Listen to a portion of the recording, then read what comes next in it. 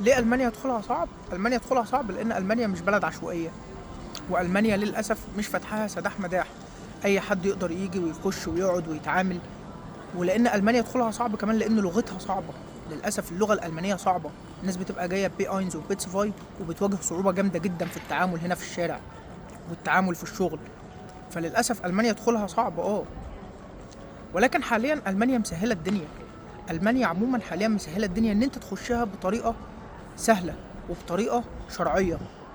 بس متطلبات ألمانيا الصعبة عموما حاليا هي اللغة. خد لغة وتعالى اعمل معادلة، تعالى ادرس اوس بيلدونج، تعالى ادرس ماستر، ايا يكن، بس انت ليك طريق جوه المانيا. مش سهل، انا عارف ان هو مش سهل، ولكن مش مستحيل. الدنيا صعبة شوية، ولكن بتحتاج مجهود، بتحتاج معافرة، بتحتاج مذاكرة، تعب. مفيش حاجة بتيجي بالساهل عموما، ولازم تكون عارف ده، ولازم تكون حاطط في دماغك نقطة زي دي، ان هي مفيش حاجة بتيجي بالساهل.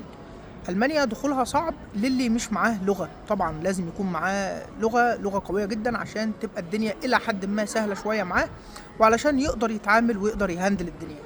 بس بالتوفيق إن شاء الله، وربنا يكرمكم جميعا. ولو كملت الفيديو لحد النقطة ديت فشكرا جدا إن أنت كملت الفيديو للآخر.